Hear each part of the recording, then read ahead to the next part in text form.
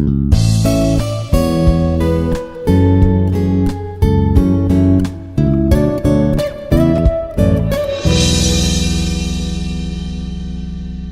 this is N. Sri Ramya, Assistant Professor from Civil Engineering Department.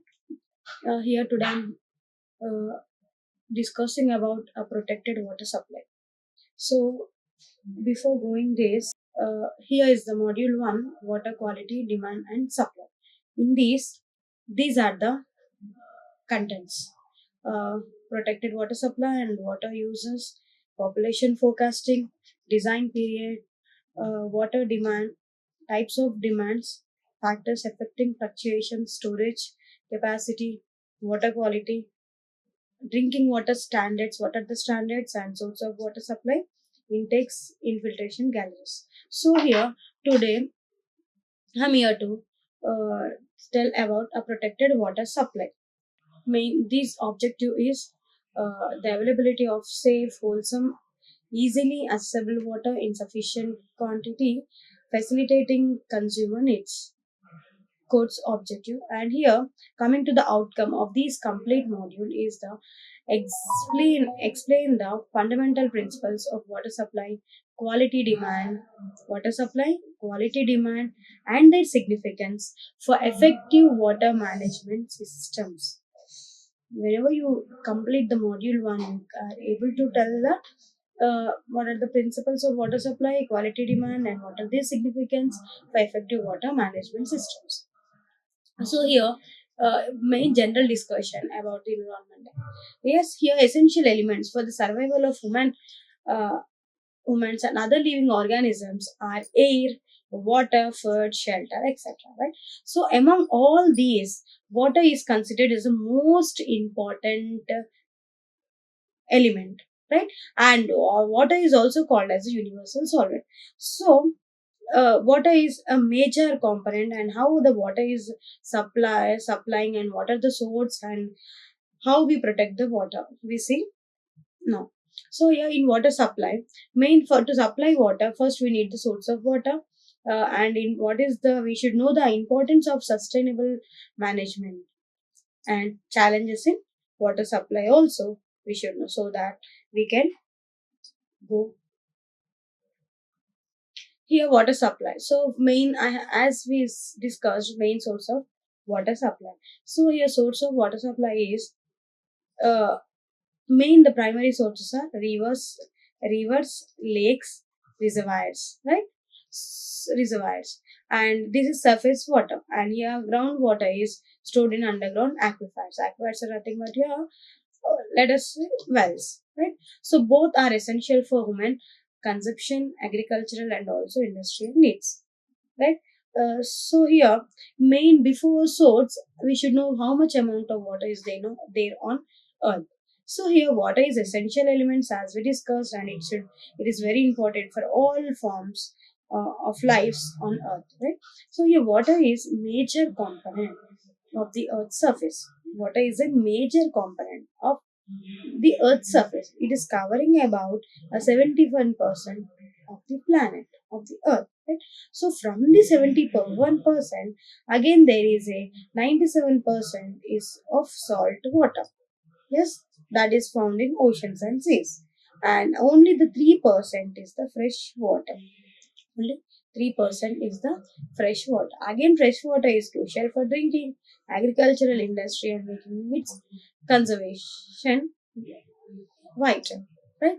So here, if we see this image here, this is completely on earth. It is completely 97% is ocean, and the fresh water is again 3%. In these 3% of the fresh water, uh, again 70% is ice caps and glaciers, right? So again the 30% of the water is groundwater is 27%, and 1% is, yeah, easily accessible fresh water, right? So again in 1% the water is stored in lakes as 52%. Soil moisture is again 38%.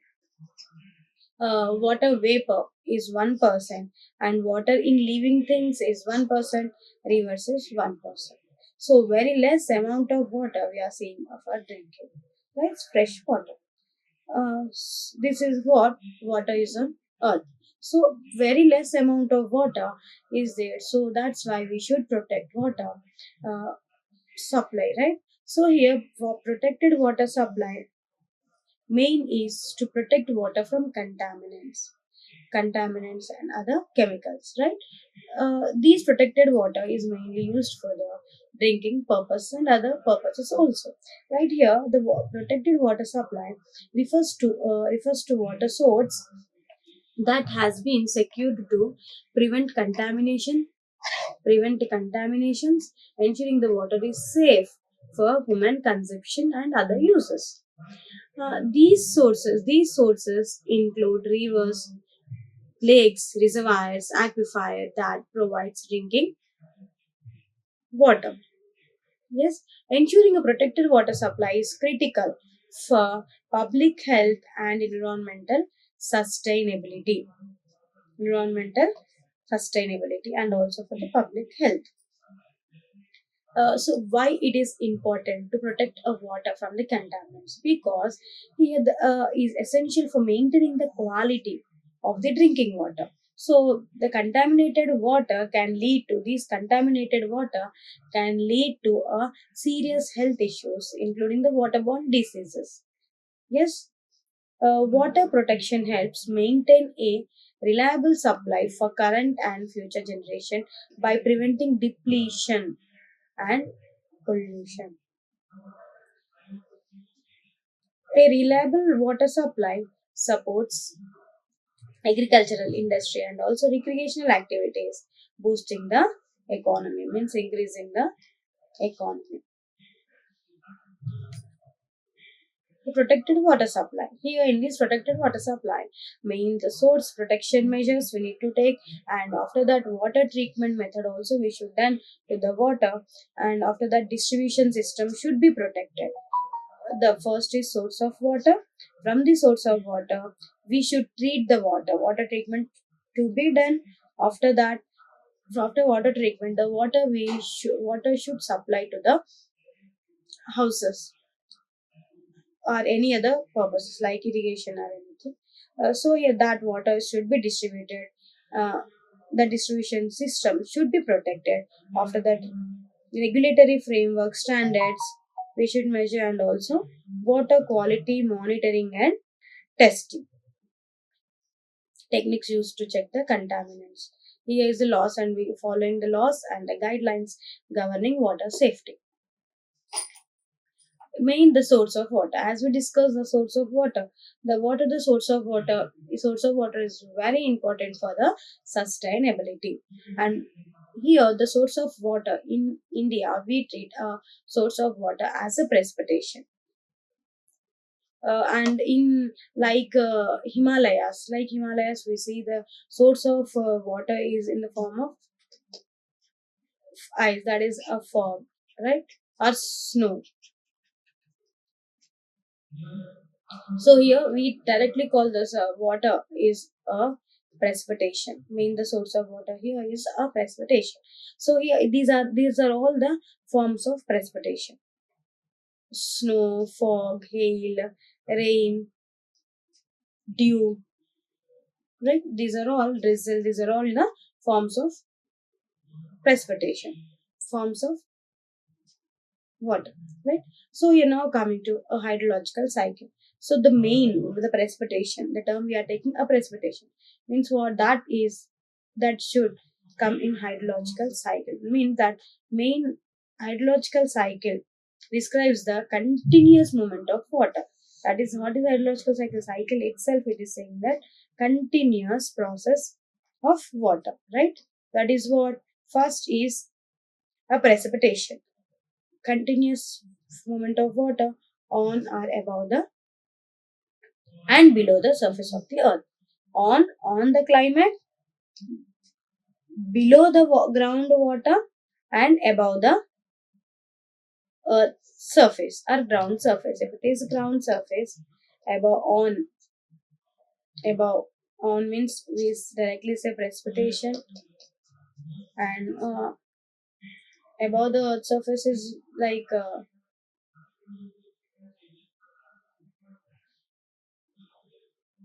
runoffs, and again below the earth surface is like ground water, right? Groundwater. Here, hydrological cycle is main uh, evaporation. First, we discuss with precipitation. We start with precipitation. Precipitation means rainfall. Here, the precipitation is directly a rainfall, right? Precipitation is a rainfall. When rainfall occurs, then next, what happens when rainfall occurs? Some part of water will go directly as an as a evaporation, as a evaporation, right? Evaporation is what the water is evaporating. Water is getting into the vapor state and it is moving into the atmosphere, converting, right? That is nothing but a evaporation. After evaporation, what process is taking? Again, there is forming a condensation, right? After this, there is a condensation, right? Here, one more thing, when precipitation occurs, some part of water is moving as an evaporation, as I said, and some part of water is going inside the earth's surface. That is called as a infiltration. Some part of water is moving inside the earth's surface, and that process we are calling as a infiltration. And some part of water after evaporation and after infiltration, whatever the water moving on the earth's surface, that we are calling as a runoff, and sometimes we call as overland flow also, right? So here runoff means the water moving on the earth's surface, that we are calling it as a runoff. After these things, then evaporated water is there going into the clouds, and there the condensation process taking place. After that, again there is a precipitation occur. So this is a continuous process. Is a continuous process, right? These four components contributing is a continuous process, so that there we see the precipitation. These four processes should be there, must and should, to take the source of water. Right here, the hydrological cycle. As I discussed here, precipitation is occurring.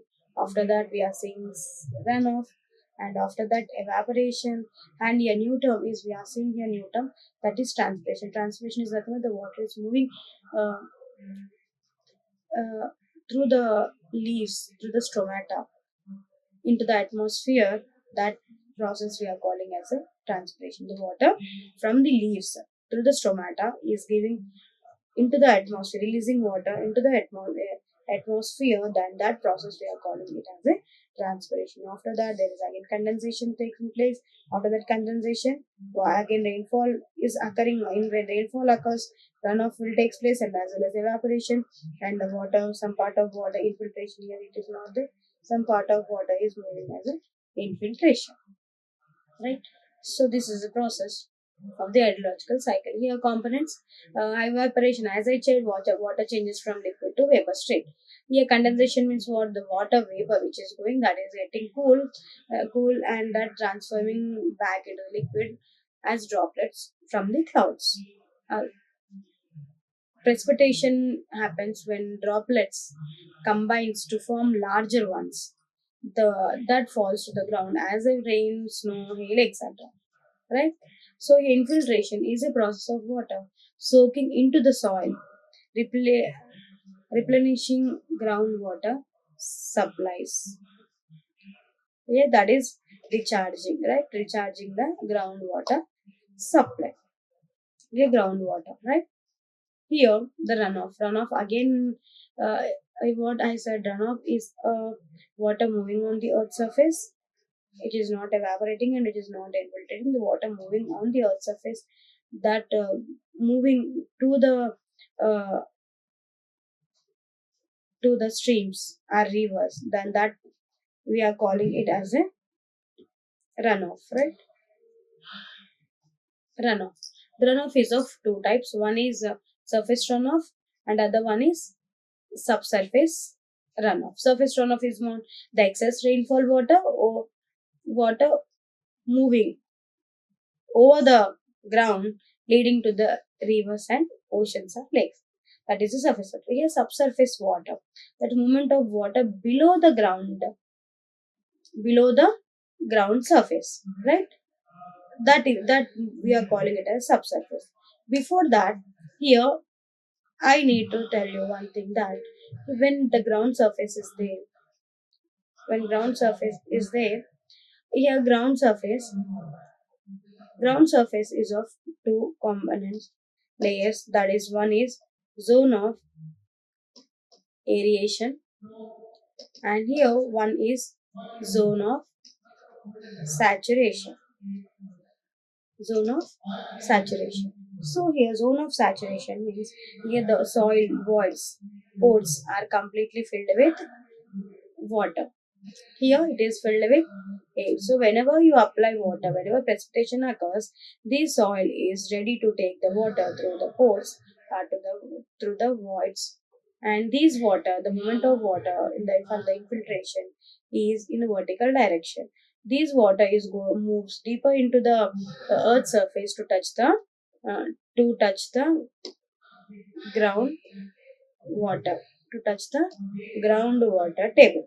Yes, this line that we are calling it as a groundwater table. So here touching the groundwater table, right? So a groundwater table means here the soil is completely filled with water, and it is when after touching this water, the water is moving in an horizontal direction. These groundwater movement is in a horizontal direction, and that flow we call as a base flow. That flow we call as a base flow. The water moving in an horizontal direction to the through the streams or rivers, right? That we call as a base flow. Right here, infiltration is in vertical direction. When it touches to the groundwater table, that is zone of saturation. After that, the water starts moving in an horizontal direction, that to the streams or rivers, right? So this is what. So the movement inside the earth surface, the movement inside the earth surface is that flow we call as a groundwater. That is directly a base flow, right? So typically through the soil, the pores layers and that could move into the larger water bodies like rivers or groundwater, and to the reservoirs. These are all of two types. Here runoff, seeing here infiltration, percolation is the water moving inside deeper into the earth surface, and interflow is what? Whenever the water is going inside the earth surface and immediately it is coming to the earth surface, that flow we call as a interflow. This interflow occurs when the water is moving inside the earth surface. If there is any impermeable layer, if there is any impermeable layer, then what that impermeable layer means what? Like rocks. Then what happened? It does not allow water to go through it. So what happens here? The water will reach here, and again that water will come back to the earth surface. To come back to the earth surface, that is ground surface. This flow, we are calling it as a interflow, right? Interflow. And base flow means, as I said, how the horizontal movement of the water inside the earth surface is called as a base flow. This is surface flow moving on the surface, then we calling it as a surface flow. Infiltration is the water is percolating inside the earth surface. That is infiltration. Percolation is the deeper water moving vertical direction in deeper direction, than that we call as a percolation. Here, the hydrological cycle, significant role in climate change and temperature also. This hydrological cycle is very important in climate also, and as well as this decides the temperature also. Changes in the cycle can lead to the extreme weather patterns such as floods, droughts, affecting the ecosystem and communities. Because if precipitation occurs less, then what happens? Then we see the precipitation means was directly a rainfall. If rainfall is less, then you see the droughts, right? If more temperature, if evaporation is not much, then what happens to that? They see the temperature increase, right? Due to the temperature, what we see, high humidity, right? So here, floods. If rainfall is very huge, then we see the floods, right? So if one affects, other will also affects. It is very extreme weather patterns, leading to very extreme weather patterns, right? It helps in distributing heat around the planet also, like evaporation through the processes like evaporation and precipitation. Here, groundwater, we discussed underground layer, that is aquifers, right? Which plays a very important role for water sources, right? Aquifer means what? Aquifers will store water, and as well as it will uh, transport water to the other part of the soil. So it is means aquifer we directly sometimes calls as wells, right? Wells. These aquifers are replenished through infiltrations, crucial drinking and irrigation. Over extracting of groundwater can lead to the scarcity, that is the depletion of the water, right? Sub- Subsidence impacting the ecosystem and human activities, right?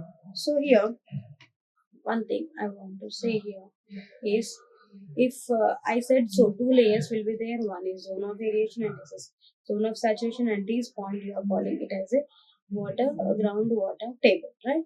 So when you aquifer is your wells. So when aquifer is there, this is your well, right? This is the the water in the well, right? If you start discharging water continuously, if you're discharging water continuously, what happened to this water in the wells? It will start reducing. Yes, it will start reducing to this level, right? If more discharge, you see the depth is getting low. So what will the what this groundwater table will do?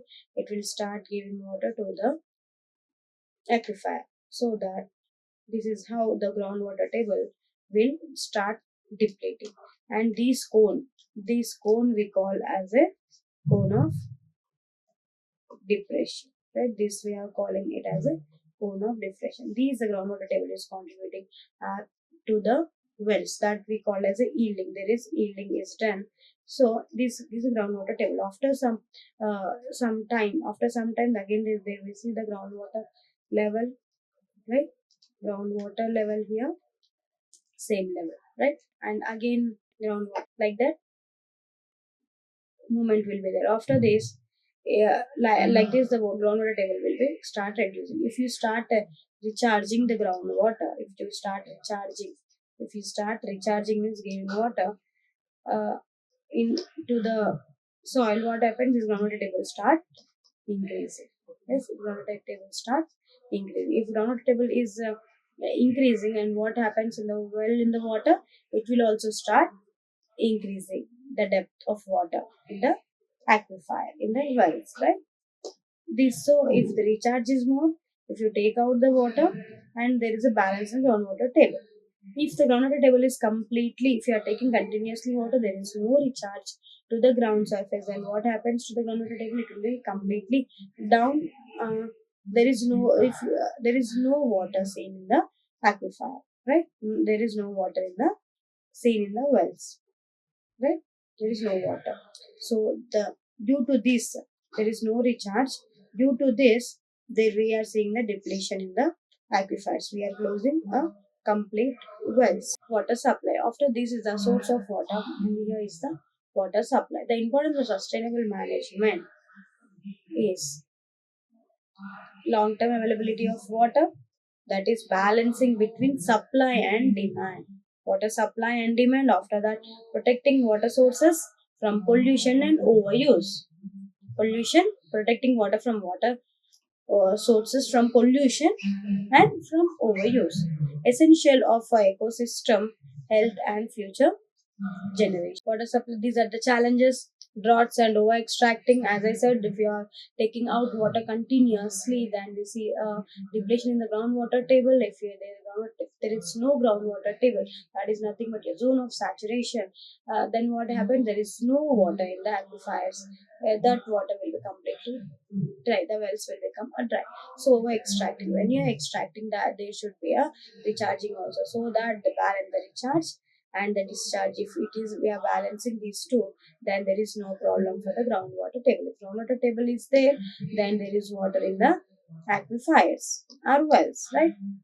So droughts, the extending period, low rainfall reduces the surface water availability, and excessive groundwater withdrawal depletes aquifer, impacting future water access and ecosystem balance. These are the references I have taken from that is environmental introduction to environmental engineering by Davis and David, published by this Micron in 2021. Thank you. Like, share, and subscribe. Hit the bell icon for more updates.